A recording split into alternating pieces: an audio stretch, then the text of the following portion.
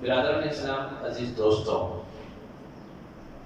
ہم پر جو مہینہ سایہ فگن ہے وہ ذوالحجہ کا مہینہ ہے.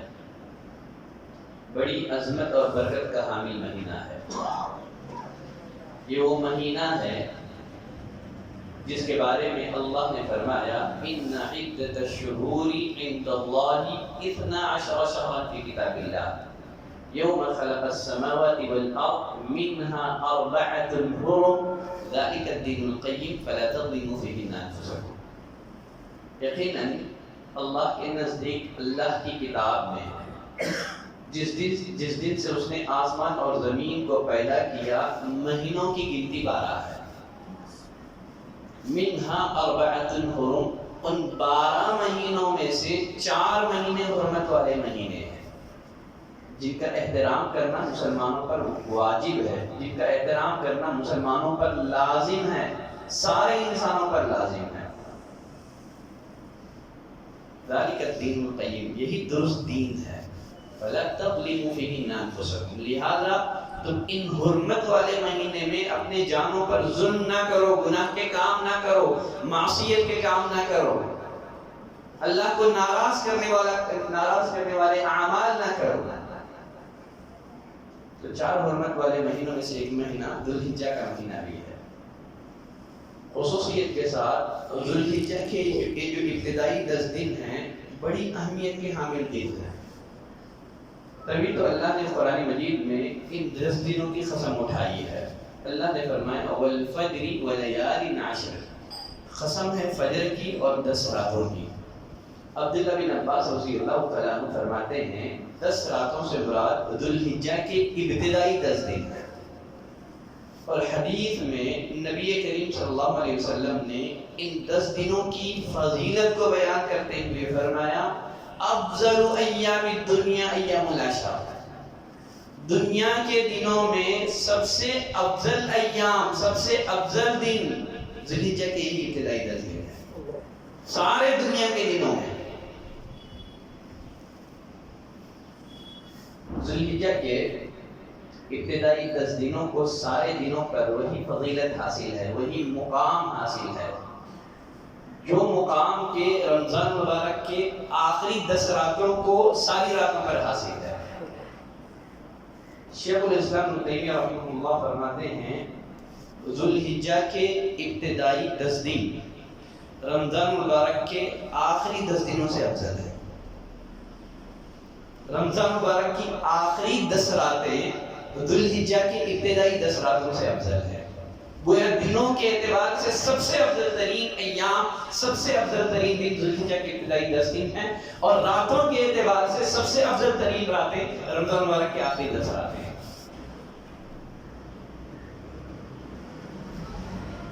ان 10 دنوں کی فضیلت کی وجہ کیا ہے؟ اس کی ایک وجہ علامہ ابن حجر عسقلانی رحمہ اللہ فرماتے ہیں اللہ نے ذوالحجہ کے ان ابتدائی 10 دنوں میں دین اسلام کی عظیم عبادتوں کو جمع کر دیا ہے، اکٹھا کر دیا ہے. گویا ارکان اسلام آپ کو ان 10 دنوں میں ایک ساتھ ملیں گے.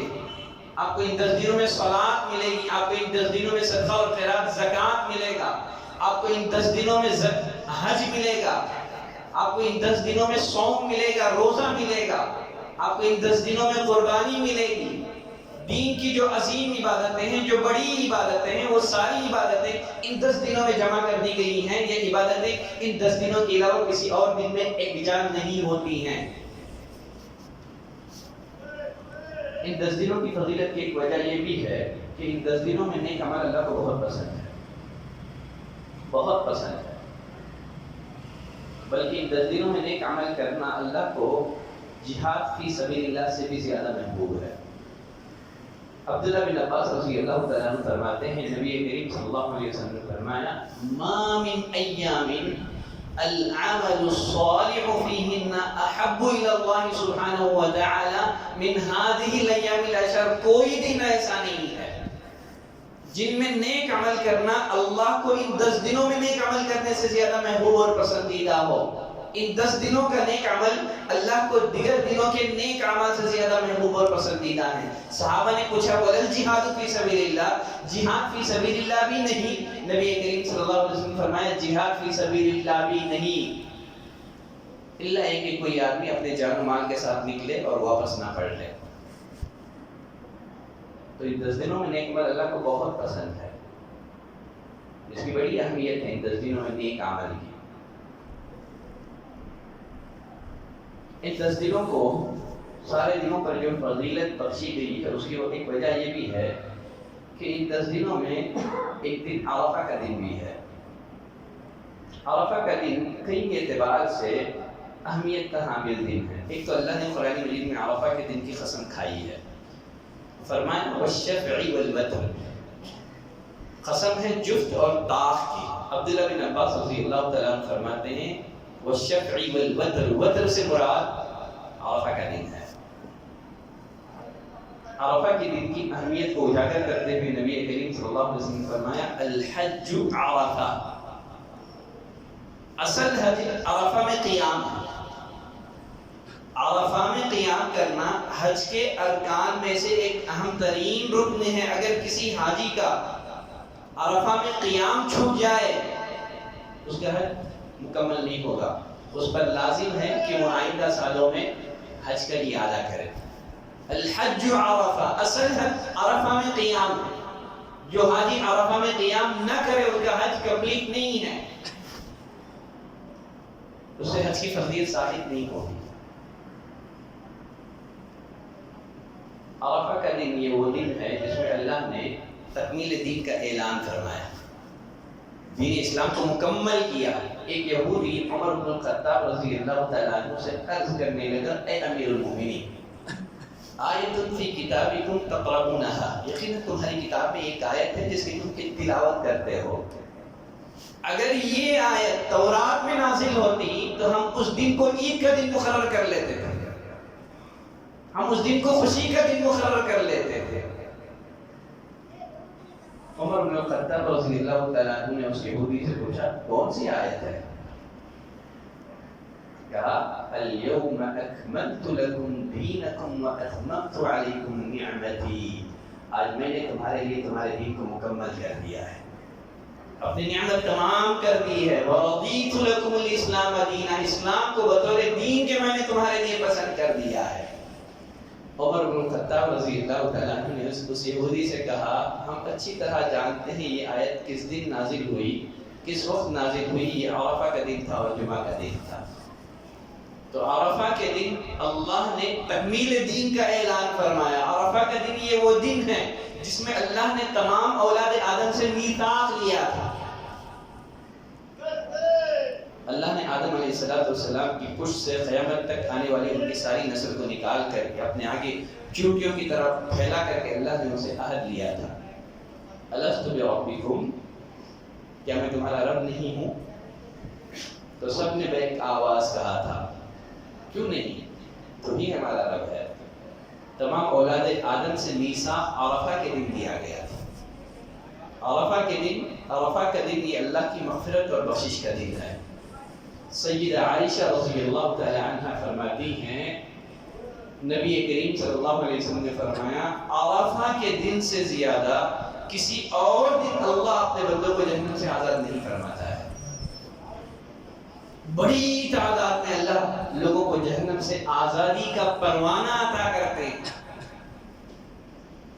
لوگوں کے جہنم سے آزادی کے فیصلے کیے جاتے ہیں عرفہ کے دن۔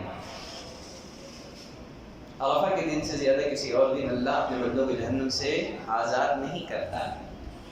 اور ایک روایت میں حدیث قدسی ہے، نبی کریم صلی اللہ علیہ وسلم نے فرمایا اللہ فرشتوں سے عرفہ کے دن مخاطب ہو کر کے فرماتا ہے اے فرشتوں تو تم گواہ رہنا، میں نے ان سارے لوگوں کو معاف کر دیا ہے، بخش دیا ہے۔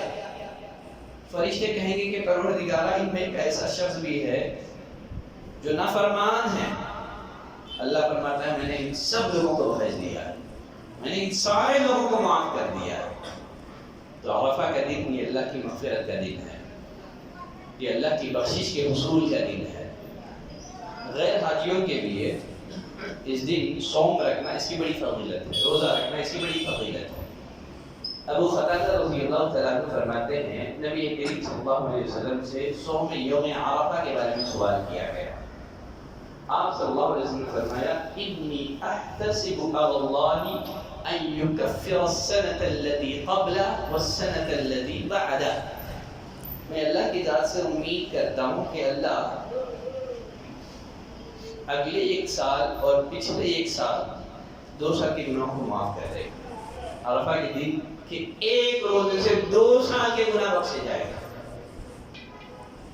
ان 10 دنوں کی فضیلت کی وجہ یہ بھی ہے کہ اللہ نے ان 10 دنوں میں قربانی کا دن بھی رکھا ہے۔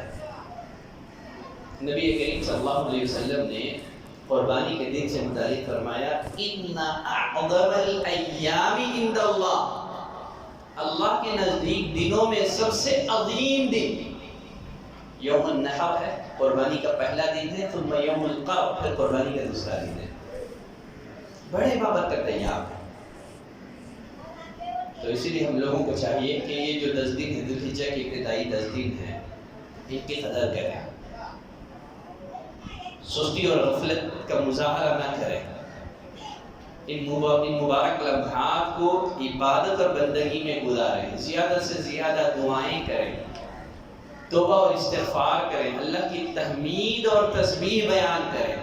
ایک حدیث میں نبی کریم صلی اللہ علیہ وسلم نے ان 10 دنوں کی فضیلت بیان کرنے کے بعد فرمایا فَأَكْثِرُوا فِيهِنَّ مِنَ التَّهْلِيلِ وَالتَّحْمِيدِ وَالتَّكْبِيرِ، لہذا تم ان 10 دنوں میں کثرت سے لا الہ الا اللہ، الحمدللہ، اللہ اکبر کا ورد کیا کرو۔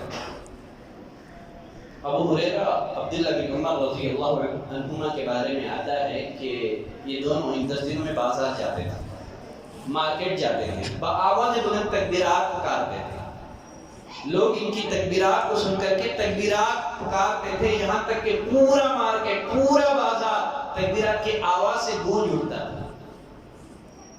تو ہم کو چاہیے کہ ان 10 دنوں میں کثرت سے چلتے پھرتے اٹھتے بیٹھتے تکبیرات پڑھتے رہے، لا الہ الا اللہ، الحمدللہ، اللہ اکبر، سبحان اللہ و بحمدہ، سبحان اللہ العظیم، یا اللہ اکبر، لا الہ الا اللہ، اللہ اکبر وللہ الحمد۔ کثرت سے ہم کو ان 10 دنوں میں تکبیرات کا اہتمام کرنا چاہیے۔ ہاں، عرفہ کے دن سے لے کر کے ان 10 دنوں میں تو ہم کو تکبیر مطلق ہر وقت نمازوں سے پہلے بعد چلتے پھرتے اٹھتے بیٹھتے ہر موقع پر تکبیرات کا اہتمام کرنا چاہیے۔ عرفہ کے دن سے لے کر کے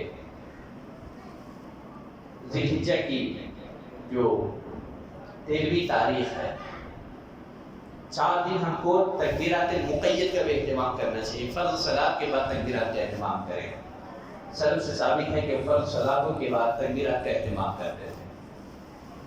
تو تکبیرات، اور ان 10 دنوں میں کثرت سے صوم بھی رکھیں۔ نبی کریم صلی اللہ علیہ وسلم کے بارے میں آتا ہے کان یصوم 9 ذی الحجہ، نبی کریم صلی اللہ علیہ وسلم ذی الحجہ کے 9 دن روزہ رکھتے تھے، ایک کم از کم پیر اور جمعرات روزے میں رہے، پیر اور جمعرات کم سے کم۔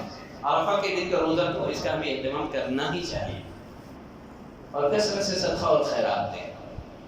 یقیناً ان دنوں میں صدقہ اور خیرات، رمضان میں صدقہ اور خیرات دینے سے افضل ہے، لوگ سمجھتے نہیں ہیں۔ بہت سارے لوگ رمضان میں ہی زکوٰۃ نکالتے ہیں، رمضان میں ہی صدقہ اور خیرات کرتے ہیں، حالانکہ ان 10 دنوں میں صدقہ اور خیرات رمضان میں صدقہ اور خیرات کرنے سے زیادہ اللہ کو محبوب اور پسندیدہ ہے۔ تو کثرت سے صدقہ اور خیرات کریں، صوم کا اہتمام کریں، تکبیرات کا اہتمام کریں، زیادہ سے زیادہ نیک اعمال کا اہتمام کریں۔ اللہ سے دعا کرتے ہیں کہ پروردگار ہمیں توفیق دے کہ ان مبارک لمحات کی ہم قدر کر سکیں، زیادہ سے زیادہ نیکی کے کام کر سکیں، عبادت کے کام کر